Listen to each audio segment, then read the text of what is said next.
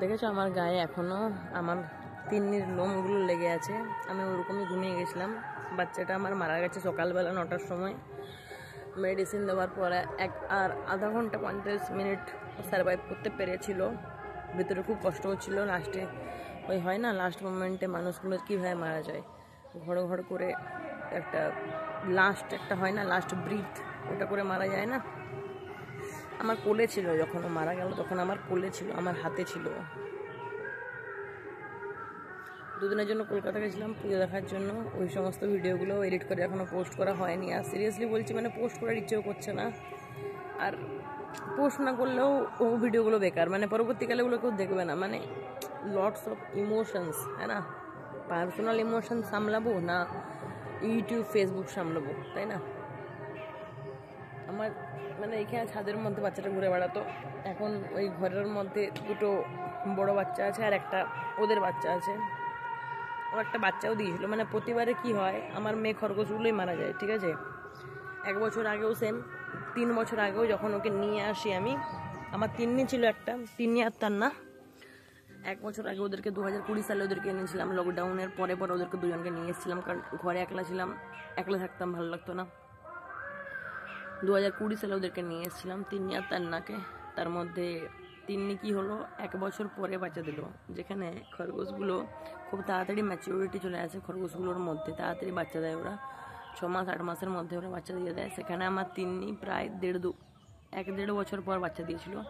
3টে সাদা বাচ্চা দিয়েছিল। 3টে বাচ্চা ওর পেট থেকে মরা বেরিয়েছিল, আর ও ওই বাচ্চা এতে গিয়ে ও মরে গেল। হ্যাঁ, তো ওকে ভোলানোর জন্য মানে ওর এত আমি মানে সেই টাইমে এত ভেঙে পড়েছিলাম যে 4-5 দিন পুরো বিধ্বস্ত অবস্থা আমার, ঠিক আছে? একদিন তো পুরো খাইনি, খাওয়া দাওয়া বাদ দাও, ঘুম টুম সমস্ত কিছু, অল টাইম কান্নাকাটি করছি তান্নাকে ধরে। মানে যে ছিল আমাকে ছেলে খরগোশটা, ওকে ধরে আমি কান্নাকাটি করছিলাম। তো আমি এখানেই, যেহেতু গ্রামের দিকে বাড়ি, এদিকে খরগোশ পাওয়া যায় মোটামুটি, ঠিক আছে? তো এখানেই পাশের কোনো একটা গ্রামে আমি খোঁজ পেয়ে খরগোশ নিয়ে আসি। তার তিন্নিকে এখন বর্তমানে যে ছিল আমাকে, তাকে আমি নিয়ে আসি। 3 বছর ধরে অনেক বাচ্চা দিয়েছে। আমি সমস্ত বাচ্চাকে মানে রেখে, একটা বাচ্চাকে রেখে আমি সমস্ত বাচ্চাকে দোকানে দিয়ে দিতাম, কারণ এতগুলো বাচ্চাকে রাখা পসিবল হতো না আমাদের পক্ষে। মধ্যবিত্ত ফ্যামিলি, বোঝোই তোমরা। কিন্তু ওই যে খরগোশটাও রাখবো, কিন্তু বাচ্চাগুলোকে রাখবো না, খরগোশটাকে রাখবো। ওই জন্য আমি ওর ফার্স্ট বাচ্চাটাকে রেখেছিলাম, বাকি সমস্ত বাচ্চা আমি দিয়ে দিতাম। 5 দিন আগে অবধিও একটা বাচ্চা দিয়েছে, 5 দিন আগে অবধিও একটা বাচ্চা দিয়েছে। আজ সকালে যখন ও মারা গেল, তার বাচ্চাটা কিছুক্ষণ আগে মারা গেছে। রাত্রিবেলা দুধ খাওয়ালাম ওর বাচ্চাটাকে ওকে দিয়ে, ঠিক আছে? আমি 2 দিনের জন্য কলকাতা গেছিলাম ওই দুর্গাপুজো দেখার জন্য। ওই সমস্ত ভিডিও এখনও এডিটিং সমস্ত বাকি, বললামই তো এক্ষুনি। পোস্ট করতেও ইচ্ছে করছে না, এডিট করতেও ইচ্ছে করছে না, কিন্তু পোস্ট না করলে পরবর্তীকালে কেউ দেখবেও না। দেখছি কতটা কি পোস্ট করা যায়। এই সমস্ত ভিডিও বানাতেও ইচ্ছে করছিল না, কিন্তু আমার মেমোরি একটা আমার ফোনের মধ্যে। যাই হোক, সব থেকে চঞ্চল ছিল বাচ্চাটা আমার। আমি ছাদের মধ্যে এলেই ও আমার কোলে বসবে, দৌড়ে এসে কোলে বসবে আমার। আমি ওকে বড়টাই এনেছিলাম, মানে প্রায় ওর এজ হয়ে গেছিল 1 বছর।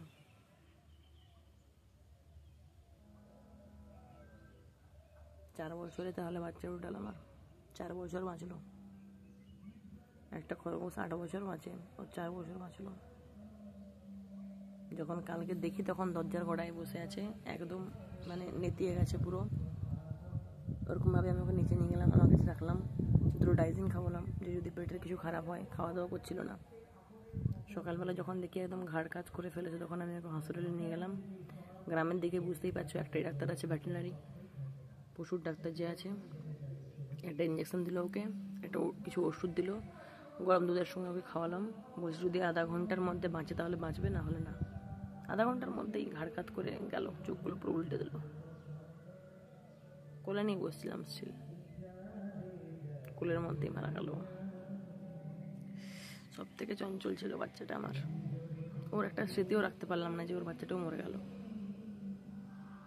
চোখও ফুটেছিল না যে বাচ্চাটাও দিয়েছিল 5 দিন আগে। প্রতিবার এটাই হয়, মেয়ে বাচ্চাগুলোকে আনি, বাচ্চা এই থেকে মারা যায়। এ তাও সার্ভাইভ করে গেছিলো, ওর বাচ্চাটা 5 দিনের হয়ে গেছিলো। বাচ্চাটাকে আমরা বাঁচাতে পারলাম না।